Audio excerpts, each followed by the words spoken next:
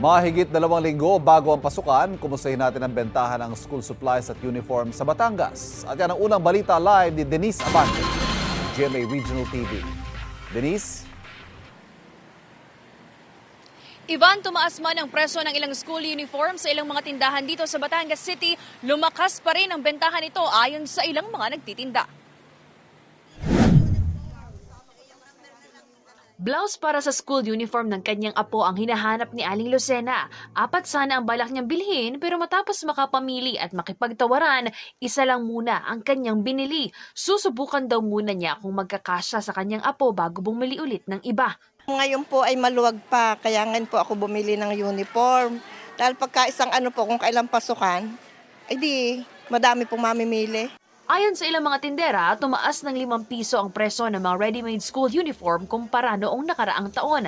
Dahil daw ito sa pagtaas din ng presyo ng tela. Ang blouse at polo naglalaro sa 150 hanggang 170 pesos ang kada piraso depende sa size. Ang palda nasa 250 hanggang 350 pesos. 380 hanggang 400 ang pantalon habang 150 pesos ang jogging pants para sa PE. 150 hanggang 170 pesos ang shorts at 90 to 100 pesos naman ang puting t-shirt. Malakas na nga raw ang bentahan ilang linggo bago ang pasukan sa July 29. Medyo malakas talaga ho. To the point na dapat po full stock. Ibig sabihin from size 6 to 5X ang aming size. Polo at blouse.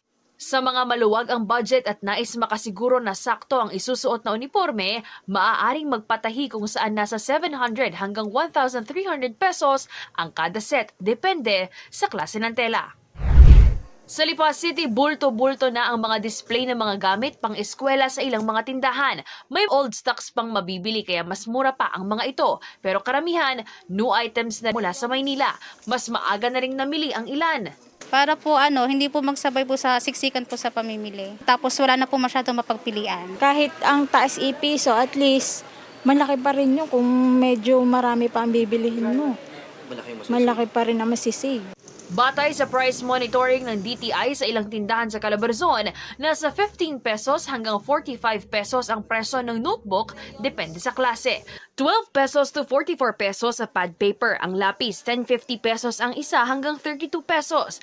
3 pesos hanggang 24 pesos sa ballpen. Ang crayons naman, 12 pesos to 129 pesos. Posible raw gumalaw pa ang presyo ng ilang item habang papalapit ang pasukan sa July 29. Hopefully, maabutan pa ng mga consumers yung old stocks na nasa old prices.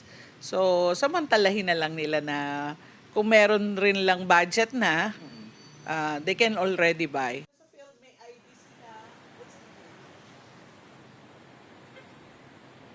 Ivan, sa mga susunod na araw o linggo, magkakaroon ng surprise o random inspection ng Department of Trade and Industry o DTI sa ilang mga school supply store dito sa Batangas.